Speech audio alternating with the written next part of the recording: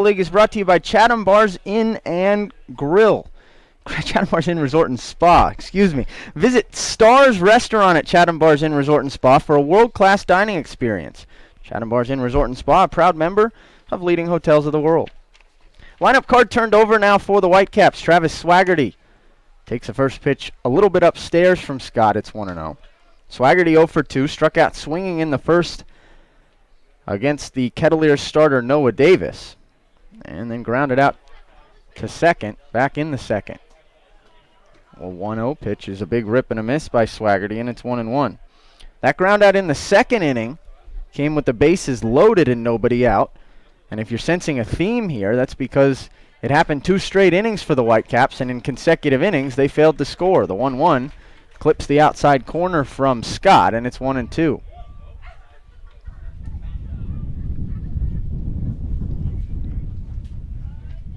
Scott working quickly, kicks and fires the 1-2, and it's fisted foul back off the screen. The count remains the same.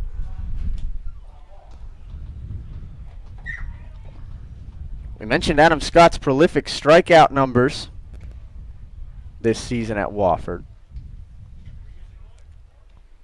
1-2, fisted towards third, circling it is Cresto. Long throw across the diamond, picked out by Jenista nicely in time to get Swaggerty by about a step, and there are 2 away. I think if you're a scout in attendance today, a scout going forward, you mark that one down by Cresto as a major league kind of play. To charge that ground ball, avoid the third base bag, which was very much in Cresto's way, and then off-balance throw over to first in time. Really nice play by Cresto for out number 2. So here's Connor Smith with 2 outs and the bases clear.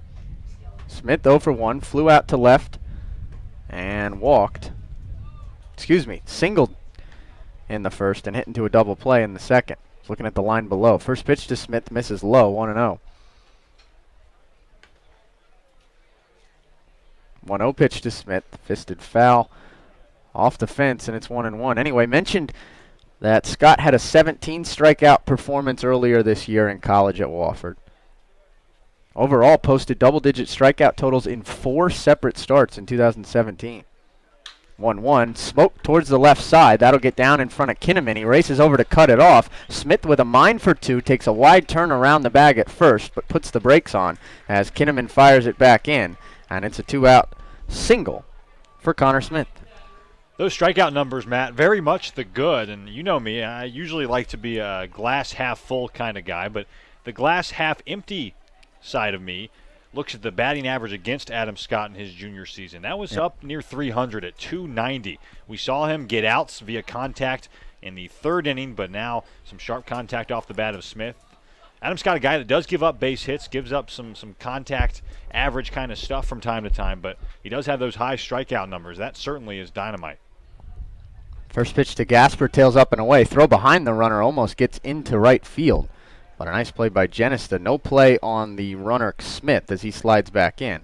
And the count goes to 1-0. You and I noticed the exact same thing in our preparation on Adam Scott then. And that is that when you throw that many strikes, you're bound to get hit a little bit as well. 1-0 pitch to Gasper, popped foul, and it's 1-1. Not only the batting average against Will, but Adam Scott also gave up 12 home runs in 75 innings pitched his sophomore season this year at Wofford. Excuse me, that was last year at Wofford. Gave up 9 home runs in 93 innings pitched his junior year just completed. 1-1 misses inside to Gasper, and it's 2-1. So a little bit better, but still not great to give up that many home runs. And again, I think it's a product of just being around the zone a little bit much. Yeah, 104 hits and 93 1/3 innings pitched. You said it, Matt. If you throw that many strikes, you're going to get hit from time to time. 2-1 pitch. Gasper spoils it towards the right side, and that'll dunk down into shallow right for a base hit. Going first to third easily is Smith. And all of a sudden, after Scott navigated the first 2 batters of the inning and got them retired on ground balls, he's given up consecutive singles. And he has runners on the corners with 2 outs for Steele Walker. Again, we believe Adam Scott is very much the long man today. Never good when your starter can't get out of the third inning in a doubleheader, but that's what happened today for Cotuit and Noah Davis. So you'd have to imagine the leash relatively long for Adam Scott out of the bullpen. Hopefully for him and the Kettleers, he can retire the lefty Walker here with 2 gone. Steele Walker has walked both of his plate appearances so far. Once in the first, once in the third, and he takes a first pitch ball near his shoe tops, and it's 1-0. 88 on that fastball from Adam Scott. Lefty-lefty matchup here.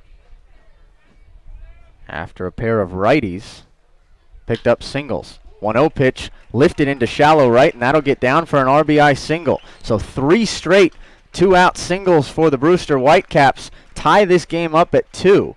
As again going first to third is the runner Gasper.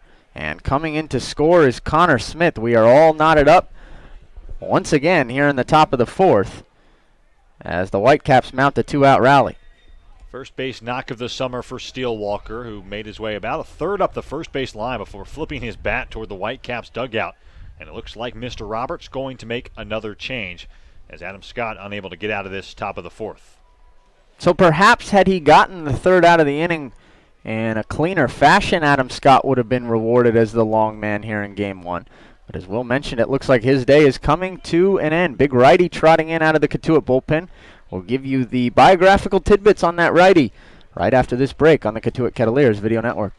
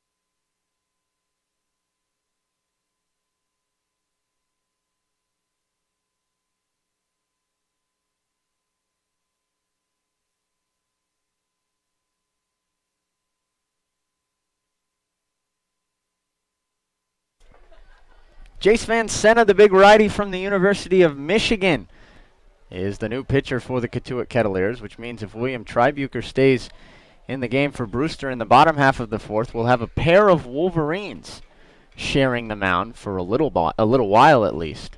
Not sure how much longer that will last. Not sure how much Jace Van Senna will be asked for in Game 1 of the doubleheader. Already the 3rd pitcher used in this Game 1 for Cotuit as we play with just 2 outs here in the top of the 4th. Looked like Adam Scott was going to cruise through this top of the 4th when he got the first 2 outs on ground balls from A.J. Graffinino and Travis Swaggerty.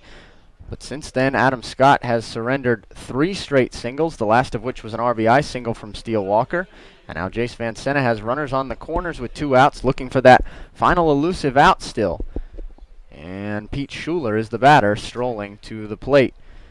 Noah Davis's official line, the starter for Cotuit, 2 innings, 4 hits, 1 run. It was earned, 3 walks, 1 strikeout. Adam Scott officially goes an inning and 2/3, gives up 4 hits, 1 earned run for now, but he's responsible for both men on base. Jace Van Senna pitched on opening night in Bourne for the Kettleers, went 2 2/3 of relief, 3 hits, 1 earned run allowed, 2 strikeouts, and no walks, picking up the first victory of the season for Cotuit. First pitch to Schuler, runner at first goes. Martellini doesn't even bother with a throwdown. No one really covered second base either. Perhaps Brewster tried to bait Cotuit into a dose of their own medicine. Kettleers wouldn't buy it, though.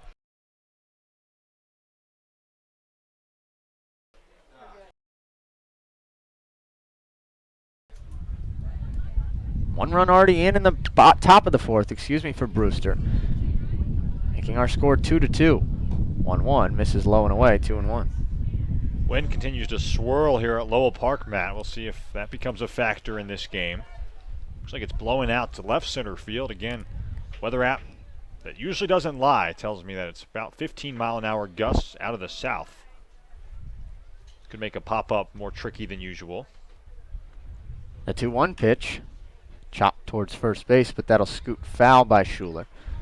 Fastball that was way up and in, but Schuler fought it off and earns himself a second strike to move Jace Van Sena 1 strike away from getting out of trouble here in the top of the fourth.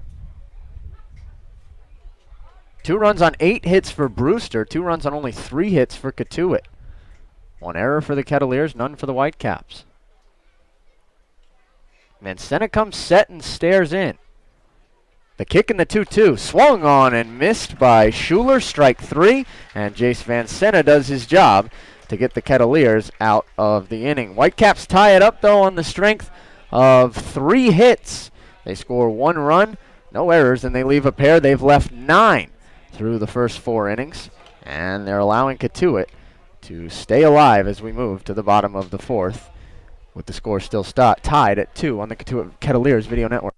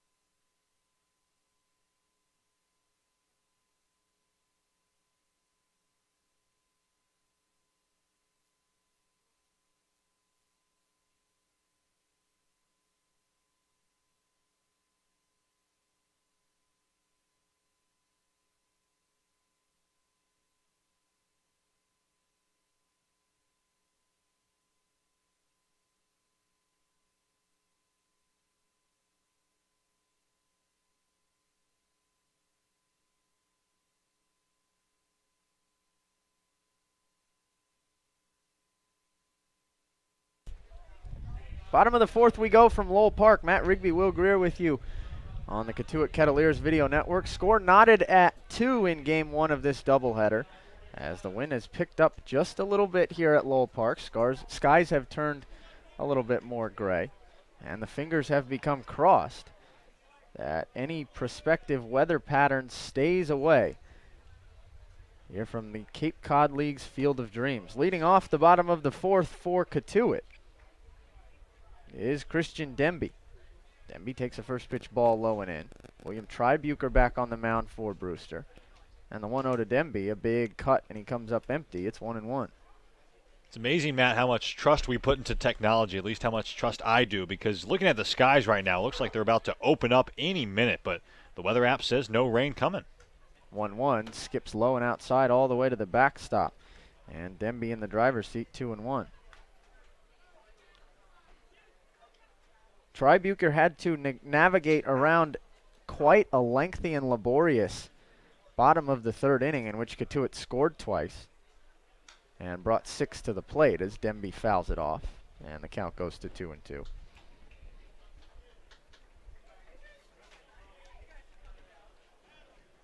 "27 pitches in that third inning for Tribuker.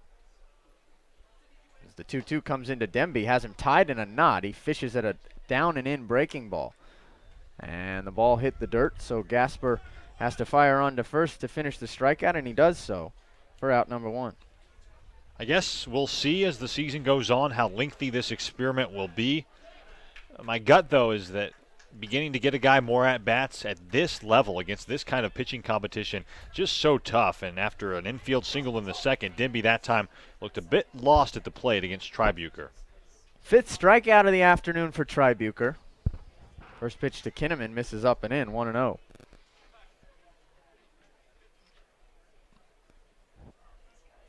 Kinnaman was one of those 5 strikeout victims his first time up. It was back in the Kettleers' second inning. As he swings at the 1-0 and chops it foul towards the first base side. It's 1-1. I think case in point for what you just said, Will, was that final pitch that got Demby. A down and in breaking ball that he really looked like he had no chance against. 1-1. There's a breaking ball that bends just inside, almost hit Kinnaman as he exhales and steps out of the box, and the count goes to 2-1. Sigh of relief, I suppose, was that exhale for Kinnaman. Haven't seen a hit by pitch this afternoon so far, but we've seen a couple Kettleers come very close to getting plunked. 2-1 to Kinnaman, big rip and a miss at a 90-mile-an-hour heater. And it's 2-2. Tribuker went right after Kinnaman there after almost hitting him with the 2-1 or with the 1-1 breaking ball. And now Tribuker back even in the count. Kinnaman from the left side awaits the 2-2. Here it comes, and he grounds it towards short. Graffinino, a smooth defender, picks it up, scissor steps and throws to get Kinnaman by a stride, 2 away. Yeah, smooth defender, the operative phrase that time. Graffinino does make a few errors out at short, but he is very talented with the glove. The bat beginning to come around for A.J. Graffinino, son of former big leaguer Tony Graffinino, and you see some of those skills on display that time. Just a really smooth, really nice defensive play on a routine ground out, but A.J. made it look real nice that time. So here's Miles Lewis, 0 for 1 today in his first official Kettleer at bat. Squares to Bunt and pulls the bat back. As the pitch skips in, it's 1-0. Will told the story both on Friday night in Chatham as well as the first time Lewis came up in the second inning. First the 1-0.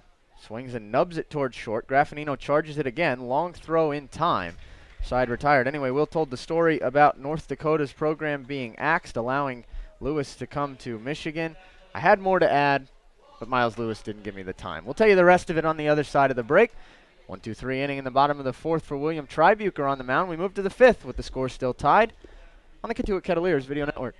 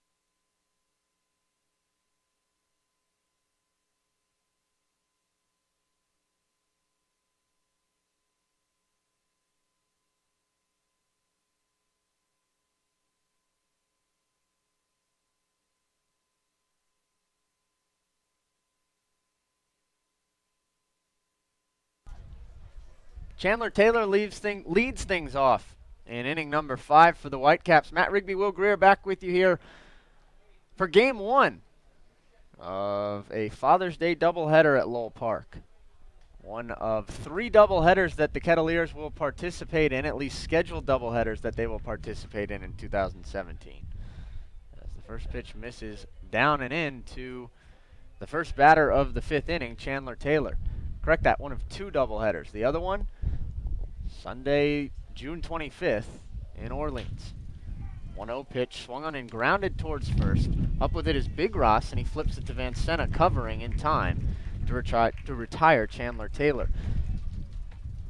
If you're a little bit confused as to why Big Ross scooped that ball up and started the 3-1 put out, it's because Big Ross has come into this game, and Greyson Jenista has moved into center with Miles Lewis coming out.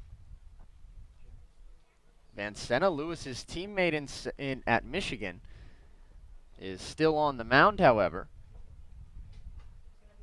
He's thrown 2/3 of an inning and is not allowed a base runner. First pitch to Nick Dunn, misses low and away, 1-0. Dunn 1 for 2, singled and advanced to third back in the second. And flew out to left in the third. Vancena, the kick and the pitch, and the 1-0 smoked right back towards us here in the Lowell Park press box. And the count goes to 1-1.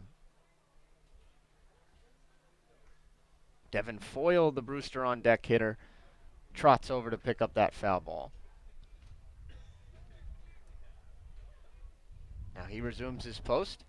Vancena fires the 1-1 to Dunn, and it skips in 2-1. Will mentioned it the first time Nick Dunn was up, or the last time Nick Dunn was up. That Dunn was a Cape League All-Star last year. Started at second base for the Eastern Division. 2-1, again fouled towards the Cars, and it missed all the Cars, thankfully, to run the count to 2-2. Pies have arrived, Will. Now you just popped out of the booth. Don't know if you got to feast your eyes upon them.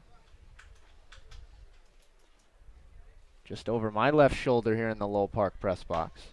2-2. Chop towards third. Cresto with a high second hop. Fields it and fires to first low, but picked out nicely by Big Ross, 2 away. I got dangerously close to the pies, but it looked like the top was still on the little platter that they're being served on, so I did not pick us up samples. The contest in between games, little samples for the fans as well, of course free, courtesy of Centerville Pie Company. The best day of the year at Lowell Park. Now, have we reviewed the rules for the pie eating contest, how you win? I know you reviewed the terms and conditions, as the first pitch to Foyle is lifted foul towards the left side, out of play. Everyone's a winner when you're eating blueberry pie would be my response. I can look at the flyer I picked up earlier. First one to lick the dish, we're told behind us. The 0-1. Lifted to straightaway center. Breaking back initially was Jenista. Now has to come in, and he makes a catch diving at the last possible second for out number 3. Boy, Greyson Jenista was fooled on that ball off the bat, but ultimately recovers in time to give Jace Vancena a 1-2-3 inning on the mound. We'll move to the home half of the 5th. Still tied at 2 in game 1 of the doubleheader. Nobody breaks this tie. The Pies are going to have to sit around for a while. You're listening to Cotuit Kettleers Baseball on the Cotuit Kettleers Video Network.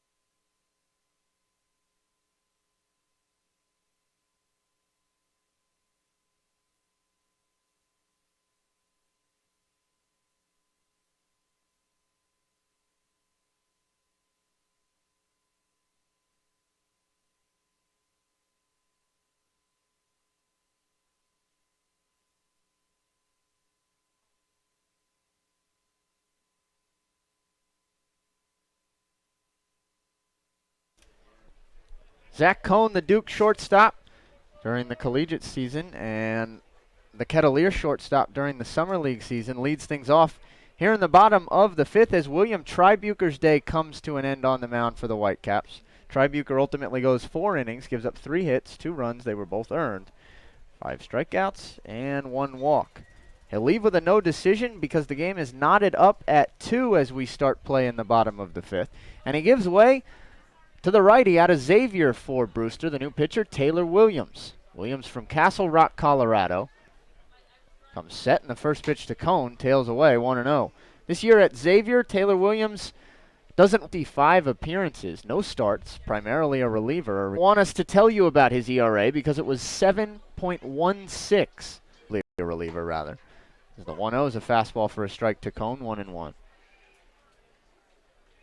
Did strike out 31 in 27 and 2/3 innings. It's probably why he's up here, but walked 20 and gave up 33 hits. 1-1 to Kone. Nice fastball that Kone watches into the mitt of the catcher, Gasper, for a strike, and it's 1-2. That fastball registered at 94 on the Low Park scoreboard. And now working quickly, Williams with the 1-2, tailing away fastball that Kone swings on and misses for strike number 3 and out number 1. We've yet to see if Taylor Williams has a good breaking ball, but so far, very easy to pencil in the scouting report on him. If you've never seen him before, a very violent delivery, good velocity as well. And the fastball on full display that time against Zack Kone, who struck out swinging. Xavier Musketeers have a few pitchers who can run it up there with some high velocity on their roster, as the first pitch to Akeo Thomas misses the plate, and the catcher Gasper's glove all the caps last year out of Xavier. As the 1 and goes to the backstop, 1-0. Remember, Zach Lothar pitched for the White Stairs, 2-0. Lothar had the highest strikeout per 9 innings ratio of any Cape League pitcher in the 2016 Cape League season. And Zach Lothar just last week became the highest MLB draft pick in Xavier history. The 2-0 to Thomas is a fastball for a strike at 93. 74th overall pick for Lothar in last week's draft, drafted by the Baltimore Orioles. It's really the only ace on that Brewster staff last year. 2-1. This is upstairs to Thomas, 3-1. Haven't seen Akeo Thomas offer at any of the first 4 pitches of this at-bat thrown by Williams, and perhaps that's the recipe against Williams. Throws hard, but as we just said, struggles with command. 3-1. Thomas tied in a knot. Check swing. Didn't hold the bat up, but didn't matter anyway because that was a fastball for a strike on the outer corner, Steve Williams said. And now the count is full. And stole home for the Kettleers' second run of the game.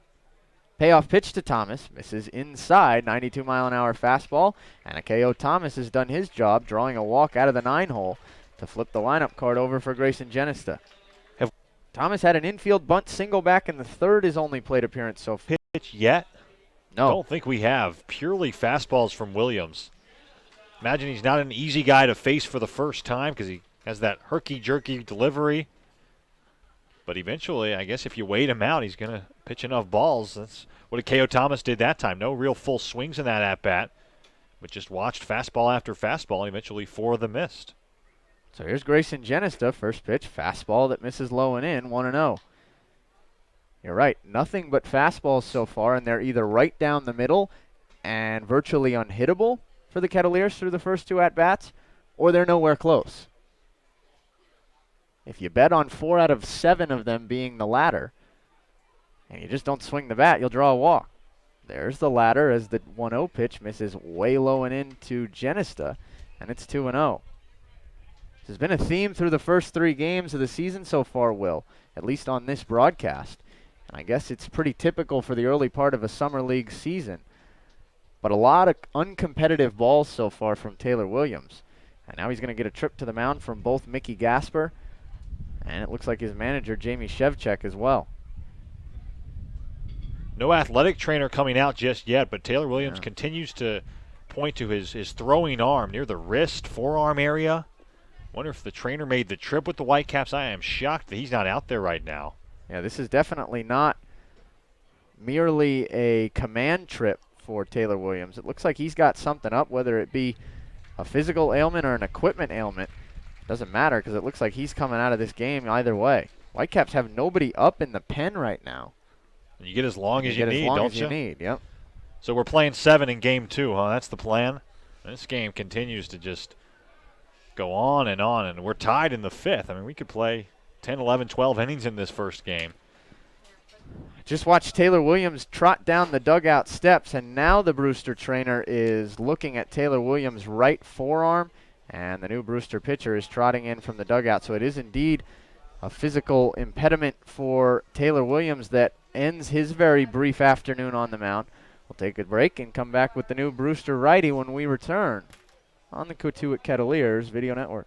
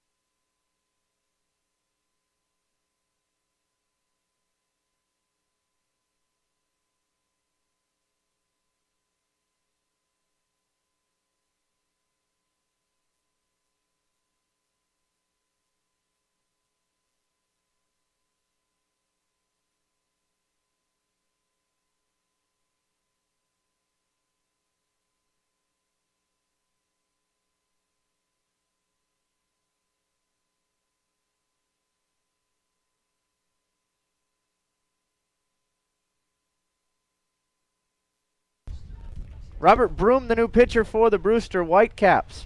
Side armor almost scrapes the ground like a broom when he tosses the baseball to home plate. He comes in the middle of an at-bat because Taylor Williams, who was previously on the mound for the Brewster Whitecaps and who began this inning in relief of William Tribuker, has exited the game with what looked like a forearm ailment on his pitching arm. So now Broom pitches to Jenista, who grounds one to second, flip to short for one, on to first in time, double play, inning over. Robert Broom throws one pitch to get out of the bottom of the 5th. Kettleers do not score.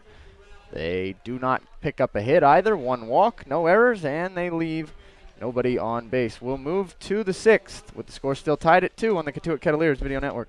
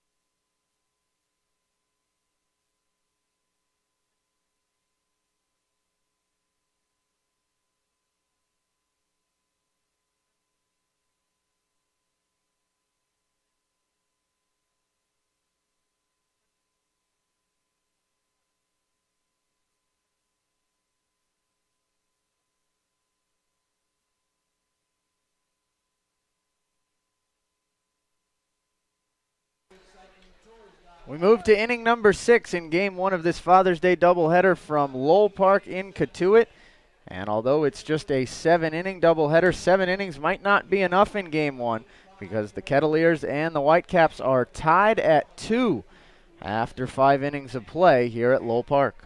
Yeah, Matt, we'll see how long we play here in game number 1, but as we've mentioned several times so far on the broadcast, we got 7 more innings left after this one, and this would be bad news, I think, for both clubs for this one to go 10, 11, 12 innings with the state of both bullpens here early on in the 2017 season.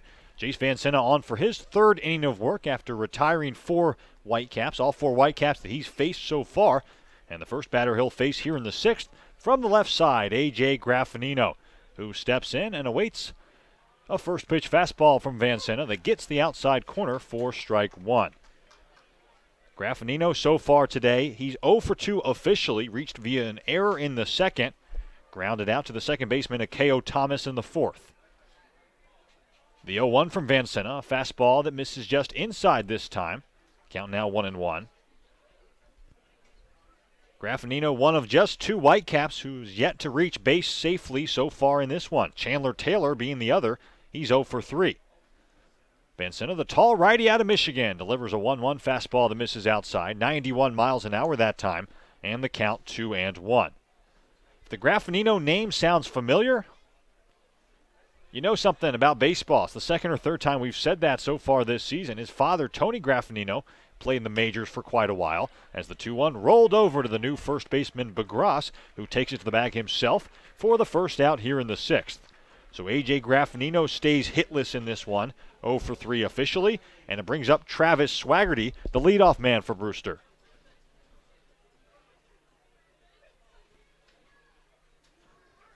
Tony Graffinino, a .265 average, 58 home runs.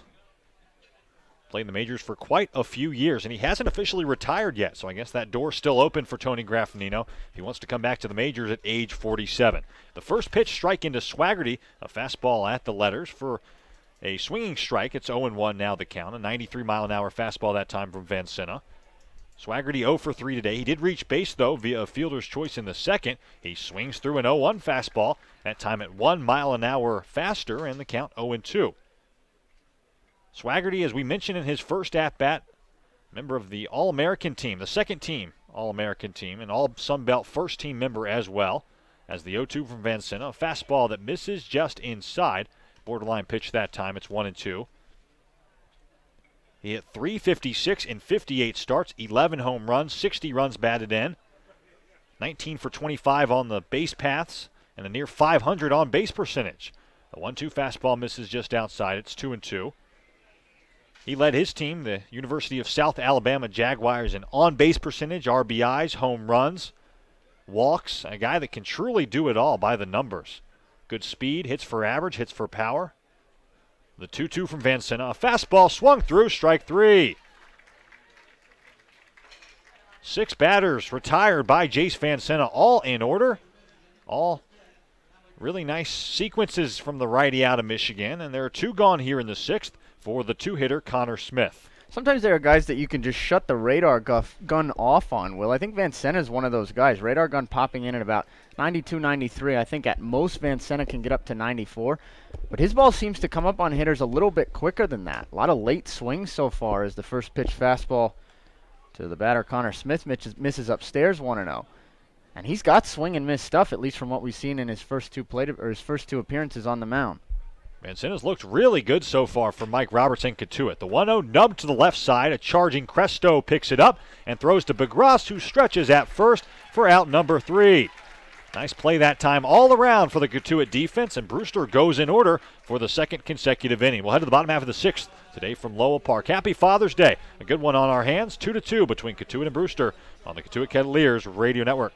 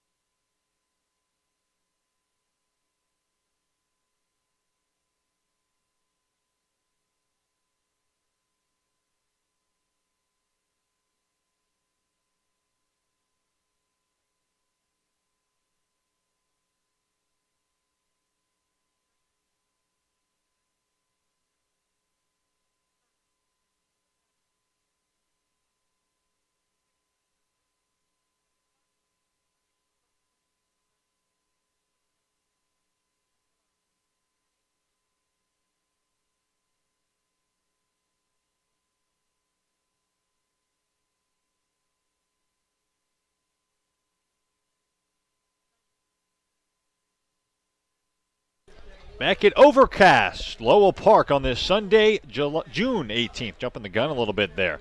Happy Father's Day if you're joining us. We do appreciate you spending a portion of this Father's Day with us, especially if you're a dad or a grandfather out there, even a great-grandfather. Again, appreciate you tuning in, watching, listening, whatever you may have it, to this tie ball game as we head to the bottom half of the 6th inning. Robert Broom, the sidewinding righty out of Mercer, is on for his second inning of work. He'll face 2, 3, and 4 in this Cotuit Kettleers lineup as Cotuit looks to jumpstart a rally here and take over this lead against their friends from Brewster. And most importantly, I think for both teams in this ball game before we get to extras with a whole new game set to get going about 30 minutes after the conclusion of this one. Griffin Conine, first pitch swinging, fouls a good fastball from Broom down the first base line out of play. It's 0-1. I wonder if this game goes the full 12, which is the maximum I would suppose even in a 7-inning game that you can go on the Cape League. I wonder if we would even start game 2. Yeah, you just can't do it with no lights here at Lowell Park. That's the last thing both of these teams need. Maybe we won't go a full 12 in game number 1 is my other thought as Griffin Conine steps out before the 0-1. Figured you'd have to go at least 3 though, right? Have to go to at least the 10th? Yeah, you'd hate to tie prematurely. But there would go another off day, I suppose, if we can't get game 2 in. An 0-1 fastball from Broom misses just inside. 1-1 now the count. Robert Broom just finished up his sophomore season for Mercer University. And he was an All-Southern Conference first-team member as a reliever, something you don't see too often.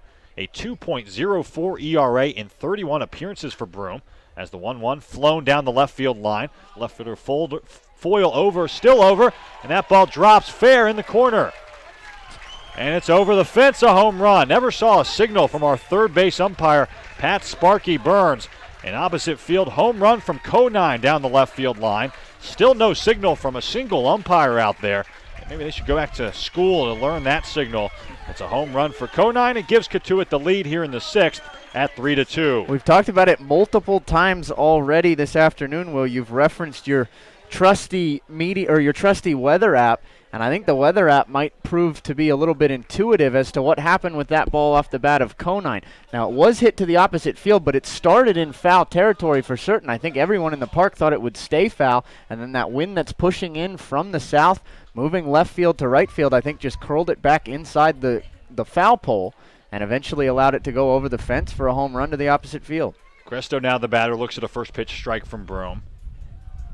Can't really see that left field corner from our vantage point. Foyle looked like he ran out of room, didn't think he was going to make the play, but never saw that ball land over the fence. It's the first home run for the Kettleers this summer, just the 4th on Cape Cod all summer, as the 0-1 Cresto kind of flails at a good breaking ball that time from Broom. It's 0-2.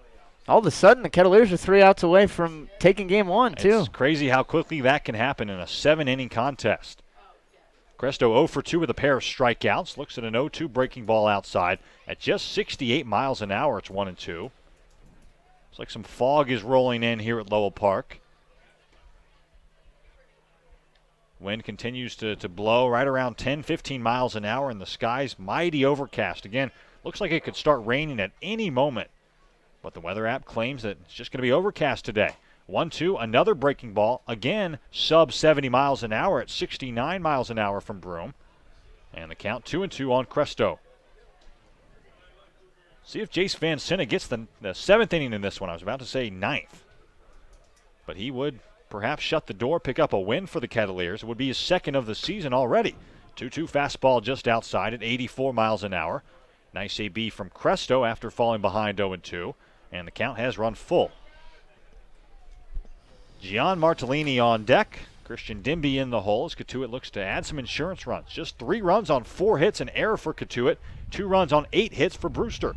The 3-2 swung through by Cresto. Actually got a foul tip that time, but into the mid of the catcher, Mickey Gasper for out number 1. Trying to get a look down into the Kettleers bullpen down the left field line near where Griffin Conine just hit that go-ahead home run to see who the reliever warming is for Cotuit. I would think it's Clark Coda, who picked up the save the other night in Bourne. He hasn't quite turned around, and I don't have binoculars up here in the Lowell Park press box. When he does turn around, I'll verify exactly who that is for you, Will. Martellini stepping into the right side against the righty Broom. Tough matchup here, and the first pitch change up taken over at the knees for strike 1. Just peeked at the radar, and it does look like some green is coming our way, which I would assume would just wipe out game number 2 altogether. Can't start a game after, you'd think, 5 o'clock here at Lowell Park with no lights. The 0-1 spinner spins over the inside half of the zone at 68 miles an hour. It's 0-2. No lights in a dark sky already. Sure. Not a great place to play baseball with no lights. Of course, Lowell Park always an incredible place to play here on Cape Cod, but the ball becomes tricky to see in a hurry.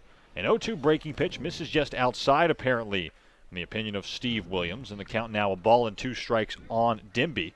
Martellini, I should correct myself. Take every game scheduled during the 2016 Cape League season. That was last summer, of course. There were 4 rainouts. The 1-2 into Martellini. Swung on a miss, strike 3. Nice pitch that time from Broom. Both Cresto and Martellini, the 3 and 4 hitters, combined 0 for 6 with 6 strikeouts. And it brings up a pinch hitter, it looks like, batting from the left side. Thomas Dillard pinch hitting for the Kettleers. Switch hitting pinch hitter, switch hitting catcher / designated hitter for Cotuit. Anyway, you fast forward the calendar 12 months. In 2 days, we've had 7 rainouts. And if all of the second legs of the doubleheaders were rained out this afternoon, and again, that's a big if, we'd already reached 12 in 5 days of the season. What a difference a year can make. The first pitch into Dillard inside for ball 1. Going to be playing a lot of baseball in consecutive days down the stretch. Matt mentioned it earlier, but 13 games in 11 days already scheduled, 17 in 18 days. You can make that 18 in 18. Game 2 of this doubleheader gets rained out. The 1-0 fouled out of play by Dillard off a car that time. And the count evened up at a ball and a strike. So Dillard takes over for Dimby in the DH spot. Christian Dimby's day, 1 for 2, an infield single in the second, a strikeout in the fourth. Dillard so far this season 2 for 9 in 2 games. 5 strikeouts being the glaring bad for Dillard, but the 2 base hits the good. Again, from the left side, the switch hitter looks at a 1-1 fastball that gets the outside corner. It's 1-2 now. Brings up an overall Cape League talking point too, Will, and that is that the league delayed the start of the season this year by 1 week so as to get more kids who were in Super Regionals in the College World Series here on time.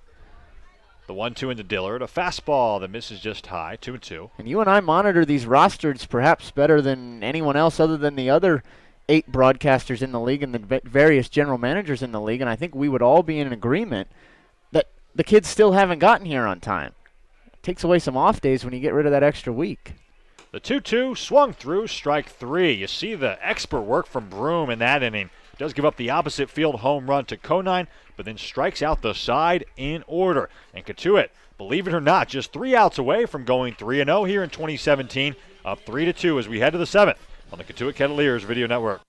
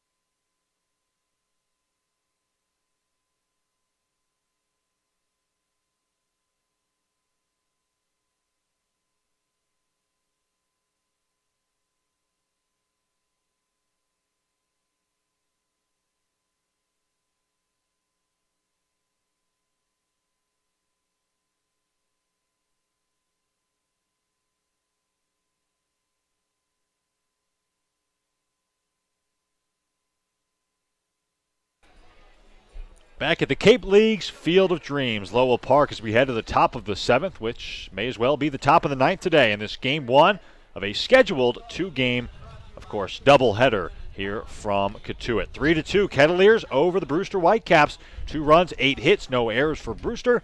3 runs, 4 hits, 1 error for Cotuit. The difference maker right now, the solo home run off the bat of Griffin. Conine the other way into the left field corner in the last half inning. And if Cotuit can hang on, this recipe for success would be eerily similar to what we saw on Wednesday night in the win at Bourne. Of course, Conine had the go-ahead 2-run single in the 7th to give Cotuit a 5-3 lead that they would hang on to win by. And then today, up in a 2-2 tie, Conine hitting the opposite field home run to make it 3-2. That eerily similar. Also eerily similar, Jace Van Senna in line to get the win today, and Clark Coda onto the mound for the second time this season in line to get the save. It would be, again, to use this phrase, eerily similar to Wednesday night in Bourne. Coda in that game Wednesday at Bourne, 2 innings pitched, 4 strikeouts, 1 walk, did not give up a hit, and again picked up his the season, trying to pick up save number 2 here. Top of the 7th inning, a 3-2 ball game, and 3, 4, and 5 due up for Brewster against the righty out of UNCW. Coda dangles the ball in his right hand. Now comes set out of the stretch, kicks and delivers a first pitch fastball that misses high into Mickey Gasper, who showed bunt before pulling back his bat. It's 1-0. Gasper so far today 1 for 2 at the plate, a flyout in the first, a walk in the third, a single in the fourth. He's been stranded at third base twice. It's a running theme in this one for Brewster. The 1-0, a fastball right over the heart of the zone at 93 miles an hour, and the count, a ball and a strike. Gasper came into this ball game with a home run and 3 runs batted in. Now 3 for 9 on the season for a crisp .333 average. Math I can do. 1-1 breaking pitch, never quite broke from Coda. Misses high, and the count 2-1 on Gasper.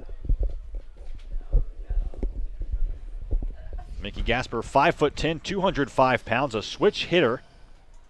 The catcher today for Brewster, batting from the left side, of course, against the righty Coda. He swings at the 2-1, a fastball at 94 miles an hour, and fouls it out of play over toward the batting cages down the left field line. The count even at 2-2. Very nice crowd on hand. They've been quiet for the most part because not a ton has happened in this ball game. Father's Day crowd filling up the bleachers down the left and right field lines here at Lowell Park as Coda kicks and delivers the 2-2, a fastball 94 miles an hour that misses upstairs, outside as well, and the count is run full at 3-2 on Gasper.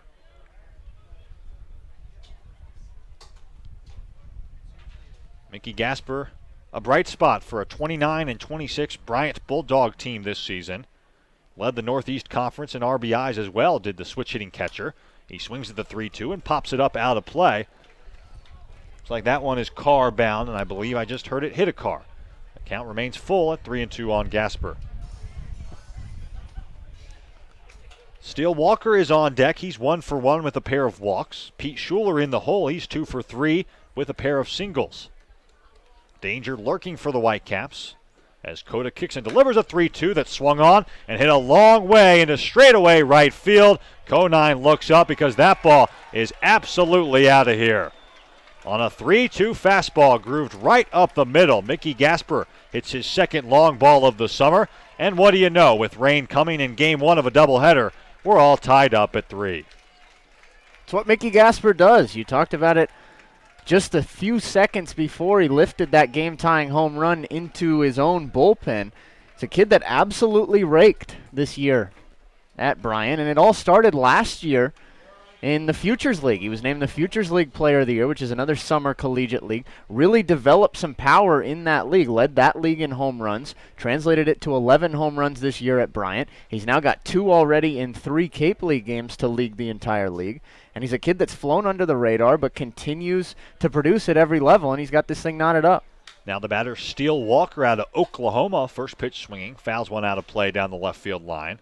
It's just funny the way baseball works sometimes. Sure. If there's one guy in the Brewster lineup today, at least for game 1, that could take you out if you're a starter, if you're a reliever for Cotuit or a starter for Cotuit, that could take you out in a 1-run situation with 2 outs left to get, it's Mickey Gasper, and he's the one that comes through. 0-1 from Coda, breaking ball in the dirt, 79 miles an hour, blocked by Martellini, 1-1. To segue off of that, talk about a guy finding his swing in a summer league. Steele Walker did the absolute same last summer in the Northwoods League. He led that league, which is widely regarded as the second, third best summer collegiate baseball league. Led it in hitting, did Steele Walker, at 406, 7 home runs, and a 557 slugging percentage. 1-1 breaking ball, misses low and inside apparently. It's 2-1 now on Walker. I think the obvious narrative about summer collegiate leagues is that it helps you with exposure if you're a player who's already a little bit established. But we just gave an example of two guys who it helped them develop their games. The 2-1 into Walker, fastball outside. Not just an exposure thing where you come up, you throw 95, you hit a few home runs. These are two players who have really taken what they developed and what they learned last season in a season of summer ball and a summer of collegiate wood bat ball, and they've taken it to college and now beyond to the Cape League, and they've both been huge contributors for Brewster through the first week of the season. I was reading about it, in fact, last night as the 3-1. Walker lines into straightaway center, but Jenista has it measured up and gloves near his ankles for out number 1. And Walker said the biggest part for him last summer in the Northwoods League, biggest part for any guy that develops that swing or develops that arm in a summer collegiate baseball league, is the fact that you get to play every day like you theoretically will be doing for the rest of your career. Of course, in college you play on the weekends. You play maybe once per week, but you have to juggle all the academic factors. You don't get to play every day. You don't get to get into as much of a routine. But in these summer leagues, it's a perfect simulation for the rest of life as a professional baseball player, and you get rep after rep after rep. And these guys, Gasper and Walker, as well as quite a few others, have used those reps and parlayed them into very successful college seasons. The first pitch into Schuler misses low, so it's 1-0. Kent State versus UNCW here as Kone delivers a 1-0 fastball that's lined right to the right fielder Conine for out number 2. Sharp contact in all 3 batters so far in this top of the 7th, but 2 outs recorded by Kone, and it brings up Chandler Taylor, the 6-hitter. Griffin Conine, another picture-perfect example of that too as well.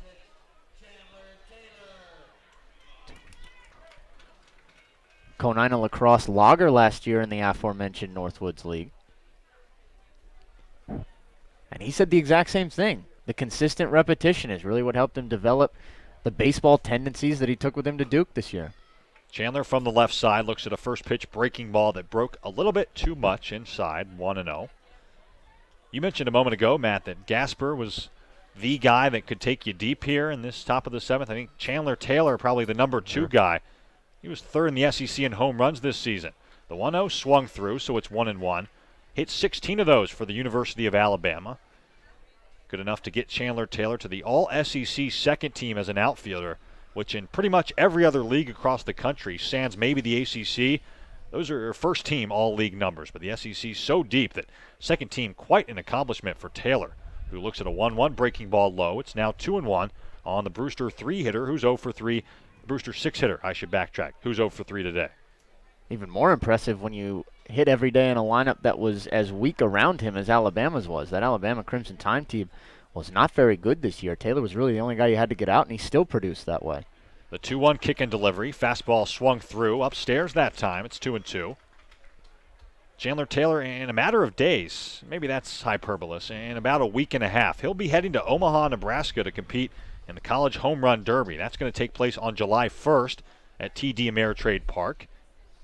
Second straight year, Brewster Whitecap will be headed to Omaha. As the 2-2 swung on a miss, strike 3. Another high fastball that time from Kone, who strikes out Taylor for the 3rd out in the 7th. But the Brewster Whitecaps tie things up. A leadoff 3-2 home run off the bat of the Bryant Bulldog, Mickey Gasper. And we're through 6.5 innings of play today from Lowell Park. Led to the bottom of the 7th. Cotuit trying to win. They just need one to do so against Brewster here in Game 1 of the doubleheader on the Cotuit Kettleers Video Network.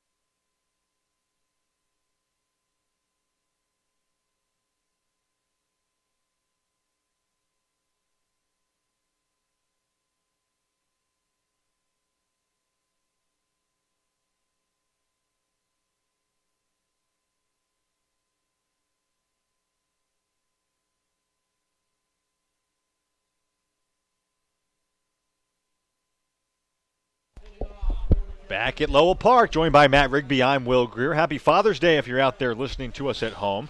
As we head to the bottom of the 7th, a tie ball game. Home runs by Griffin, Conine in the bottom of the 6th, and Mickey Gasper in the top of the 7th. Deadlocking us at 3. As we head to the bottom of the 7th, Brett Kinneman will be the first batter to face Robert Broom on for his 3rd inning of work. The righty sidewinder submariner out of Mercer delivers a first pitch fastball right over the heart of the zone for strike 1. Matt was kind enough to go out into the rest of the press box area here at Lowell Park in between innings and got confirmation that the maximum we will play in Game 1 is 9 innings if things are still tied after this half frame, as Kinneman rolls over an 0-1 fastball right to the second baseman Nick Dunn, who calmly throws to Schuler at first for out number 1 here in the 7th. Looked at the radar in between innings. The rain, again, does appear to be coming our way. Very basic meteorological lesson is that when the wind starts picking up, usually means that precipitation is about to follow, and that appears to be what's happening right now at Lowell Park. Heaviest gust we've seen all day, probably upwards of 20 miles an hour, as Mitch Begras steps into the left side and looks at a first pitch fastball from Broom. It's 0-1. Both games in Bourne have already been postponed today. They didn't even get a single one in. That's not good news. We're going to be playing until September on the Cape League at this rate. The 0-1 into Begras, fouled out of play. Look out if you're a kid back behind the backstop. Fortunately, no one harmed that time. It's 0-2. First game at Doran Park was scheduled for 4 p.m. today. Second one scheduled for 7. My geography tells me Bourne, I don't know, about 10 miles away from Cotuit or so. Maybe I'm off on that a little bit. 0-2, a breaking ball at 78 miles an hour, foul back to the screen.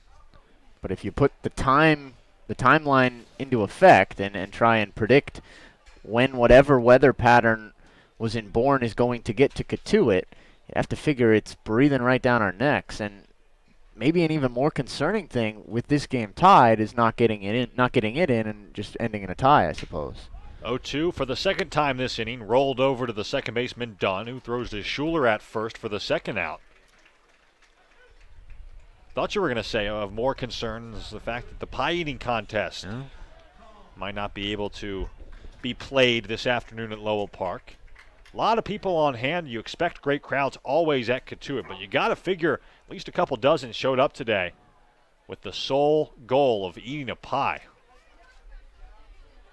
Hope Centerville Pie Company is open after hours today if they're not able to have that goal fulfilled at the ballpark this afternoon. Zack Kone, the batter, from the right side, looks at an 86-mile-an-hour fastball low from Broom. It's 1-0. I believe the contest is going to take place under an awning, so it should still be able to go on unless there's a blowing mist. The 1-0 to Kone outside. So everyone will just be eating pies with their hands tied behind their backs, and no one will be watching. Only a few cars, I'd guess, would be able to get close enough to take in all the action. What's the point if you're not embarrassing yourself in front of others? 2-0 into Kone, a fastball outside corner, strike 1. Wonder if rain affects the strategy for any of the participants, any of the contestants. Wonder if they were practicing in total sunshine and the rain's just absolutely going to throw off what they were going to bring to the table. Pun intended. Sure. Barometer levels you'd have to think would skyrocket. Yeah. Maybe that could affect things. The air pressure. The 2-1 taking all the way was Kone, it looked like, and the count now even at 2 balls and 2 strikes. 3-3 ball game here in the 7th. Game 1 of a doubleheader today from Lowell Park. And it looks like we're headed for free baseball in game number 1. Kone awaits the 2-2. Here it is. It's swung on a miss. Strike 3. Boy, Robert Broom looks mighty impressive out of the Brewster bullpen. The Mercer Bear through another scoreless inning, and we'll head to the 8th. Extra innings on the way, I should say, from Lowell Park. 3-3 between Brewster and Cotuit on the Cotuit Kettleers Video Network.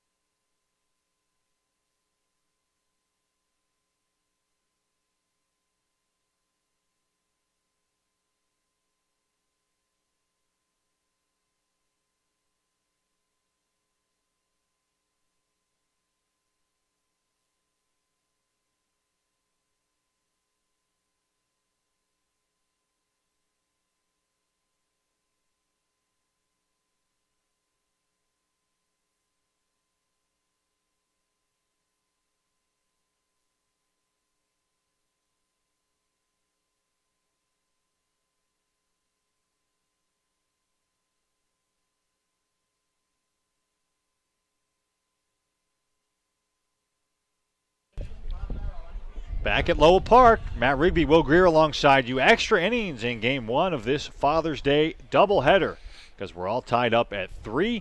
And the man who surrendered the game-tying home run to Mickey Gasper, Clark Cota, out for his second inning of work as the fog rolls in here in Cotuit. Cota from the first base side of the rubber delivers a first pitch fastball that misses low and outside into Nick Dunn for ball 1. Nick Dunn in his 2017 Cape League debut, 1 for 3. He had a single all the way back in the second. As the 1-0 from Cota swung on in line right to Akeo Thomas, who leaps and catches for out number 1. Thomas barely had to move that time, left probably 2 or 3 feet off the ground. And Dunn retired for the first out here in the 8th, bringing up Devin Foyle, who will bat from the left side against the righty Cota. Just pulled up the radar again, Matt. It looks like the precipitation that banged the 2 games at Doran Park, that's going to miss us, it appears.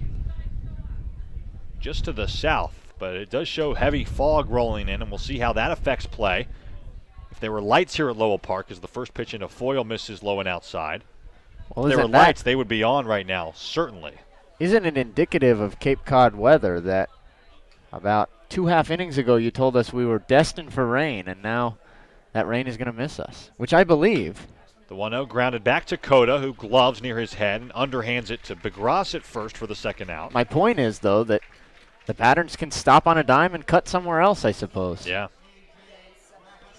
You never know what you're going to get. Perfect lesson in not trusting your weatherman too much. Not that anybody really needs to learn that lesson, even in 2017. We've talked throughout our summer and change, I suppose, our 2 summers on Cape Cod, about how if there's one place in the country where a weatherman gets paid to do very little, it's Cape Cod. You can just make it up every day. Yeah. No one's really going to be mad at you because usually on vacation in a good mood is first pitch fastball into Graffinino over the outer half for strike 1. As long as you got your degree, as long as you have the credentials. When the mobs show up at the news station, as long as you have something to show them, should be good to go. 0-1 breaking pitch misses low, blocked by Martellini, 1-1. Our weatherman Charlie certainly wasn't fearful for his job last summer. He seemed to give us false information every other day. Yeah. Just a product of where we logically. Sure, it's a case study at every meteorological as it extends from the East Coast, just in a really odd place, meteorological up there. Chapter 6. Yeah. Cape Cod, 1-1 misses inside, 2-1 on Graffinino. Buckle your seatbelts, class. Today it's going to get a little crazy. Goes against everything we've learned so far this semester. Learned about Cape Cod today. The 2-1 from Cota swung on and fouled out of play down the left field line. So the count now even on the Brewster 9-hitter, Graffinino. A.J. Graffinino from Peoria, Arizona, suburb of Phoenix. Seems like every little town in Arizona is a suburb of Phoenix. Peoria just 15 miles away from the capital of Arizona. Graffinino played for Brewster last summer, hit .278 in 30 games. Home run, 10 runs batted in, trying to do his father Tony proud on Father's Day. Takes a 2-2 breaking ball that never quite broke out of the right arm of Cota, and the count now full at 3-2. AJ began his college career and his entire high school career as a switch hitter, but after last summer decided that hitting from the right side no longer profitable, so he's now exclusively a left-handed batter. As the 3-2 misses outside in the right-handed hitter's batter's box that time, an easy take for Graffinino, and he's on first via a 2-out walk for the top of the lineup and Travis Swaggerty. It didn't really work for AJ, at least in the small sample size so far. He hit .250 as a freshman, as a switch hitter, just .269 after going to being an exclusively left-handed hitter as a sophomore. Mike Roberts out to the mound, the entire infield converging. And it looks like another pitching change going to be made by Mr. Roberts. And that is the case. A southpaw coming in. Cota about to hand the ball over to his manager, Mike Roberts. And we'll break in this increasingly problematic weather atmosphere here at Lowell Park. A tie game in the 8th at 3-3 on the Cotuit Kettleers Video Network.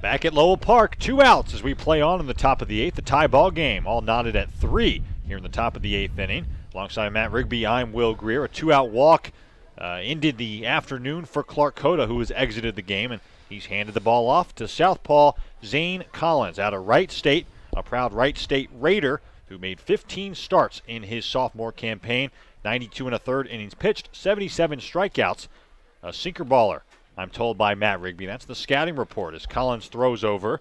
The runner at first, Graffinino, back in safely without a dive. Sun begins to try to peek through the overcast skies. As much sunlight as we've had all day. Not exactly sunlight, I guess, because you still can't see any blue sky above. The fog did dissipate in the last 5 minutes. We're going in the right direction as Collins throws over again, and again without a headfirst dive or any sort of dive. Graffinino back in safely. He's got a pretty sizable lead now at first. As Zane Collins checks on him, now delivers his first pitch. And to the left-handed hitter Travis Swaggerty, a fastball at 88 miles an hour that misses inside for ball 1. Swaggerty in his Cape League debut, not a great debut for the South Alabama Jaguar. 0 for 4 at the plate, 2 strikeouts. Lefty-lefty matchup here in the 8th as Collins again throws over, and again without a dive, Graffinino back in safely.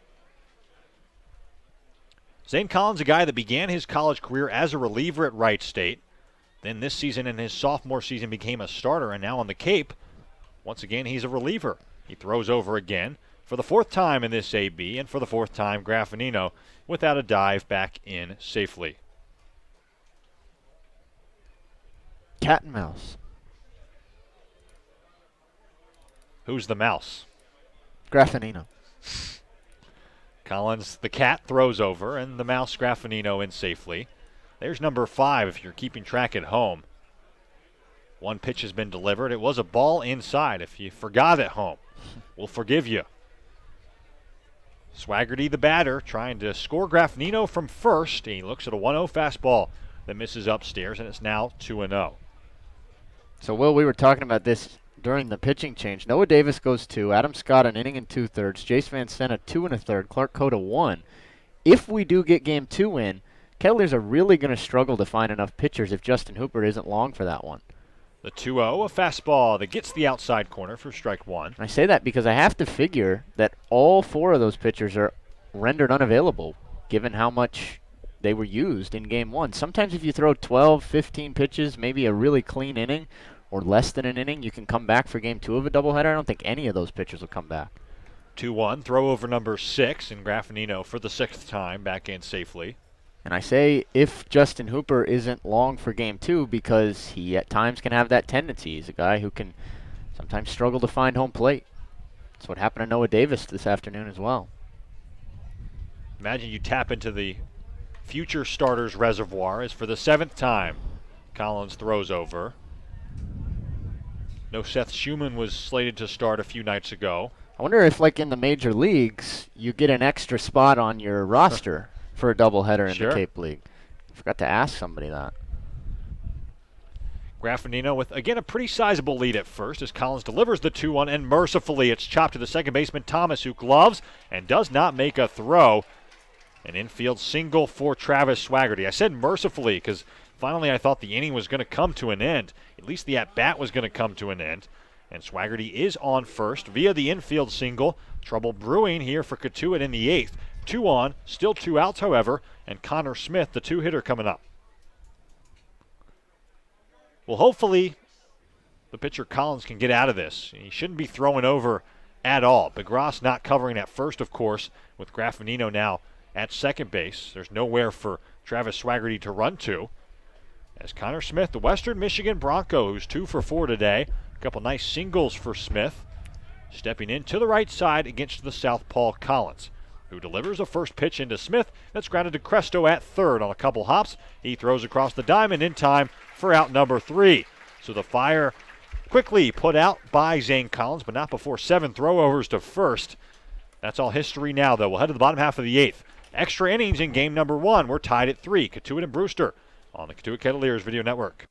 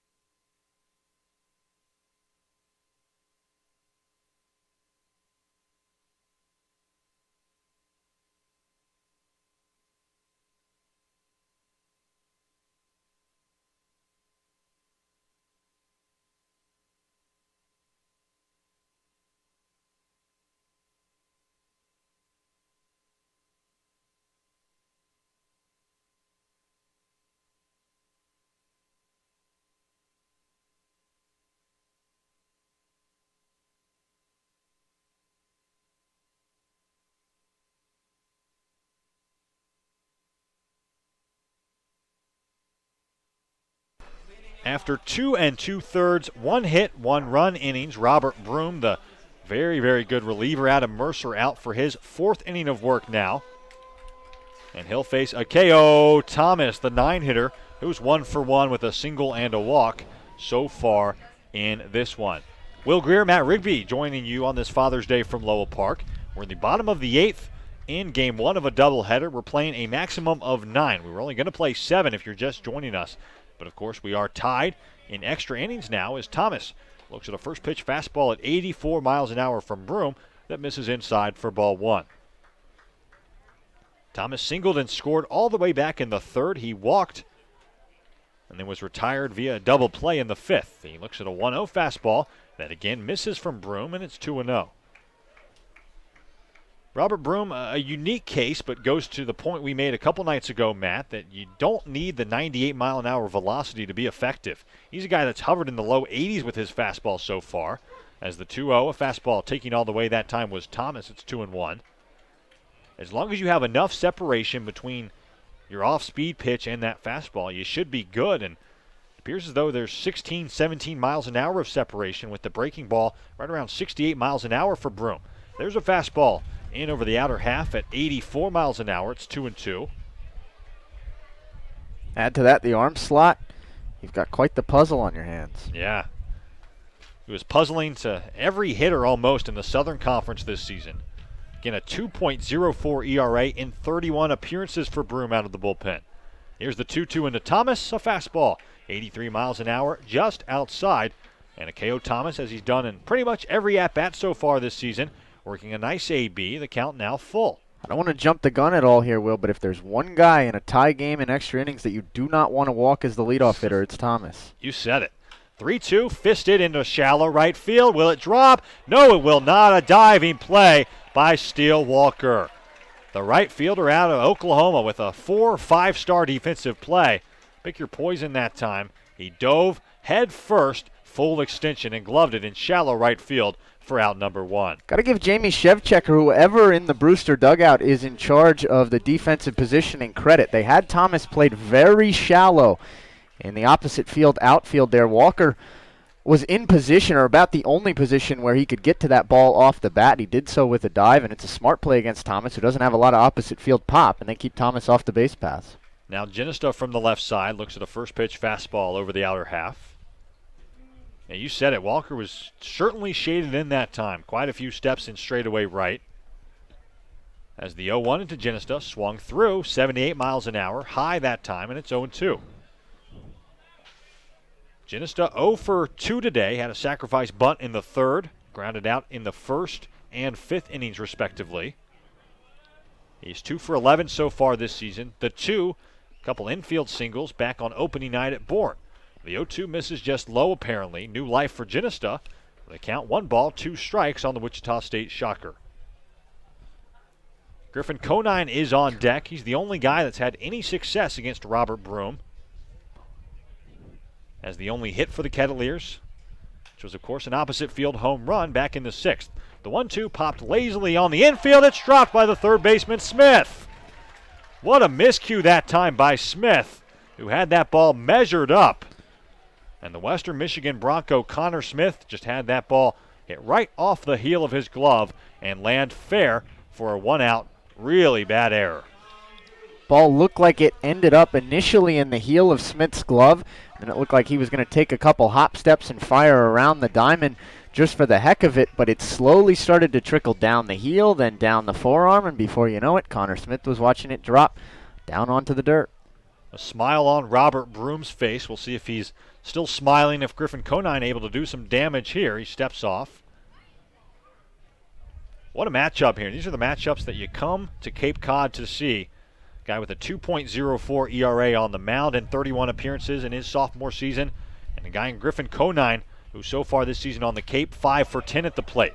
He swings at an 0-1 fastball, or an 0-0 fastball, I should say, and makes the count 0-1. He fouls it out of play. And a guy who's already touched up Robert Broom once in this game. It was a bad luck touch-up, I'd say, for Broom out on the mound. Got Conine to fly a ball down the left field line, but a home run nonetheless the other way. We'll see if Conine goes the other way here. 1 out, 3-3 game. The 1-1 swung on line right to the first baseman Schuler. Off of his mitt, fair ball. More shoddy defense from the Whitecaps. The usual catcher from Kent State, Schuler, unable to catch that pretty routine line drive. Should be scored a base hit, however, for Conine. It's not. An error on Schuler. 2 consecutive errors to get men to first and second base with 1 out for John Cresto. Ball was smoked off the bat of Conine, continuing that narrative. Yeah. 3 games in now. He absolutely squares up every single ball that he makes contact on. But it was right off the glove of the first baseman Schuler. It looked like he almost had it in his mitt again, just like Connor Smith. And I think that's why it was ruled an error. Error or not, 2 men on now with 1 out. Kettleers have a chance. 1 base knock, going home 3-0. Yeah. Going into the dugout 3-0, I guess. Going to eat pie 3-0. It's almost as if Schuler was heading toward first to double off Jenista before he had the ball in his mitt. He'd have had him doubled off, too. He would have. Cresto, the batter, looks at a first pitch fastball right over the heart of the zone for strike 1. This would be quite a way for John Cresto to break out of an 0-for-3 day with 3 strikeouts thus far. He was 2-for-4 on Thursday against Falmouth with 2 RBIs. But again, 0-for-3, 3 Ks so far. As Broom kicks and delivers the 0-1. It's a slider that slides over the outer half of the zone. It's outside, and the count now 1-1 on Cresto. 3-3 score, game number 3 of the 2017 Cape League season. Full crowd still on hand. A really good baseball game. A weird baseball game, but a good one nonetheless. As Cresto stepping in, open stance from the right side. Swings at a 1-1 and fouls it off the catcher Gasper to the screen. It's 1-2 on the Santa Clara Bronco, John Cresto. Gian Martellini, who like Cresto's 0-for-3 with 3 strikeouts, is on deck. Hopefully one of those 2 can break out of a forgettable day and make it unforgettable here in the 8th. 3-3 our score as Broom, the Mercer Bear, stares in. Gets his sign from the catcher Gasper, now comes set. 2 on, 1 out here in the 8th. Broom kicks and a side-winding 1-2 delivery, a breaking ball at just 64 miles an hour low, and the count 2-2 on Cresto. If Mike Roberts were thinking of pinch hitting for either of these 0-for-3 with 3 strikeout 3 and 4 hitters, his options are really limited. Only Gonzalez, the right-hander, and Gardner, the left-hander, who, as far as we know, can't hit. Says run next to his name every day in the dugout. They're the only 2 available on the bench. There's a lot we don't know about Gardner as the 2-2 fouled off the backstop. Keeps the count at 2-2, an 82-mile-an-hour fastball that time. And Ivan Gonzalez, fresh to the Cape out of West Virginia University. And if neither of them can play third or catcher respectively, you won't have anyone to put in defensively. Gonzalez is a catcher, we've been told. Suppose we're banking on a game winner here from either Cresto or Martellini. Let's get to the pie, everyone. 2-2 the count as Broom comes set. Delivers the 2-2. It's swung on a miss. Strike 3. One of the more effective 65-mile-an-hour curveballs you'll ever see. Cresto flailing at that pitch. He's 0-for-4 with 4 Ks, and it brings up his teammate, Gian Martellini.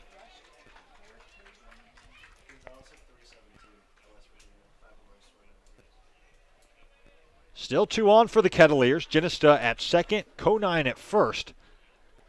Robert Broom, the righty out of Mercer, trying to bail out his teammates who have made 2 pretty iffy defensive plays here in the 8th. Martellini again 0-for-3, 3 strikeouts. Into the right side, swings at the first pitch, lines it into center, and it drops for a base hit. The runner Jenista being sent from third. Here's the throw to the plate, it's not in time. A game winner for Gian Martellini as Jenista slides in left-handed first, and the Kettleers 3-0, a 4-3 win here in Game 1 of the doubleheader.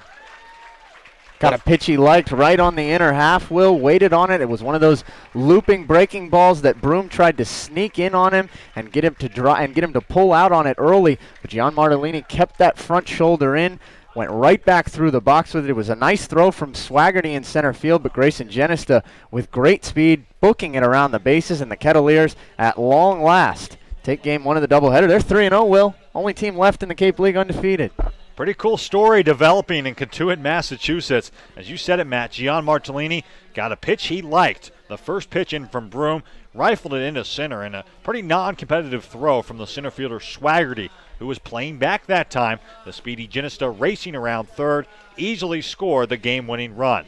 The totals on the scoreboard: 3 runs, 10 hits, 2 very costly errors for the Brewster Whitecaps, 4 runs, just 5 hits, and 1 error for Cotuit. We'll take a quick break. We'll be back for some more final thoughts before we pause in between Game 1 and 2 today from Lowell Park. Again, the Kettleers, the last undefeated team in the Cape League at 3-0. They're 4-3 winners over Brewster. Come back for more on the Cotuit Kettleers Radio Network.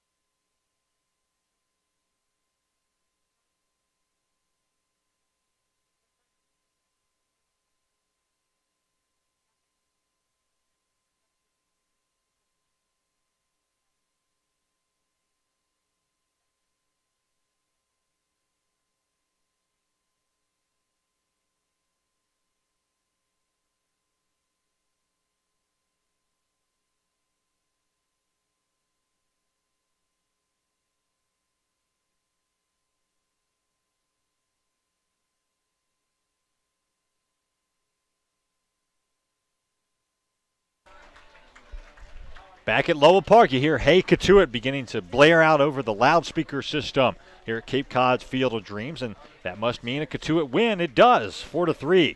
Cotuit over Brewster in Game 3 of the 2017 Cape League season. A wild game, a really strange game in game number 1. It took right around 2 hours and 45 minutes, a final in 8 innings. We played 1 extra than we expected here in this doubleheader today, this Father's Day doubleheader. And the win goes to Zane Collins, the lefty out of Wright State. Went just an inning, gave up a hit, walked 1, but he gets the win. And a very bad luck loss on the other side for Robert Broom, who went 3 1/3 innings, gave up 2 hits, 2 runs, only one of which was earned. 2 really bad errors by Brewster defenders, the third baseman Smith, the first baseman Schuler in that bottom of the 8th, leading to the game-winning RBI single off the bat of the catcher Gian Martellini. So the loss to Broom, the win to Zane Collins. And Cotuit, the only undefeated team left on Cape Cod this summer at 3-0. Brewster, on the other hand, drops to 2-1 through 3 games. We'll take a quick break. On the other side, Matt Rigby will have some final thoughts here in game number 1 of this doubleheader. Cotuit, again, winners 4-3 over Brewster. Stay locked in on the Cotuit Kettleers post-game show here on the Cotuit Kettleers Radio Network.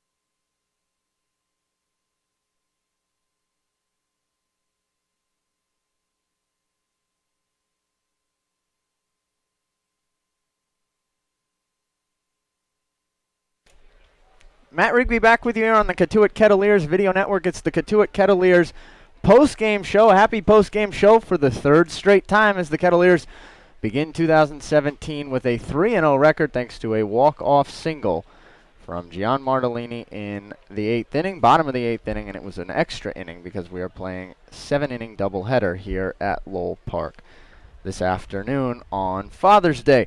It's time for What Did We Learn Tonight, brought to you by Curry College. The first thing we learned tonight is that the first step for the Kettleers to sweeping the Father's Day doubleheader against Brewster was to get to Whitecap reliever Robert Broom. Robert Broom takes a little bit of a tough luck loss in this afternoon's ball game because he gave up an unearned run in that bottom of the 8th inning, but he still gave it up nonetheless, and he also allowed Cotuit to tie things up thanks to a Griffin Conine, or allowed Cotuit to take the lead thanks to a Griffin Conine go-ahead home run in the bottom of the 6th. We learned that on a day where there is a blueberry pie eating contest taking place at Lowell Park, the Brewster Whitecaps left far too much on the table. The Whitecaps leave 11 men on base. They strand the bases loaded not once, but twice with no outs each time. That was once in the 2nd inning and once in the 3rd inning. Cotuit strands just 2. Kettleers do a better job of taking care of their opportunities.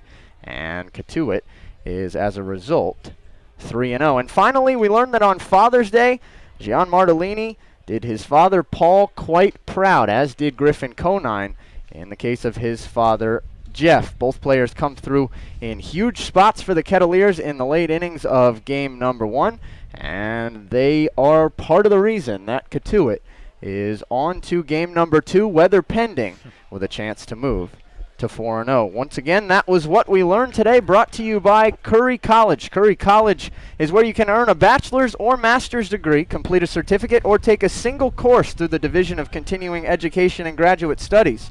Classes run days, evenings, and weekends in Milton and Plymouth. To learn more about programs in business, criminal justice, education, nursing, and more, visit curry.edu. Yeah, Matt, blueberry pie competition just about to get underway here at Lowell Park, and I think that's our cue to head down to the field and get some food in between games 1 and 2. Again, the final score in game number 1 of this doubleheader, Cotuit 4 and Brewster 3. Broom takes the loss for the Whitecaps, and for the Kettleers, Zane Collins picks up win number 1. We'll pause for about 15-20 minutes. We'll be back after, again, 15 or 20 minutes for the pregame show ahead of game number 2. It'll be an abbreviated pregame show, and we do hope that we can get game number 2 in.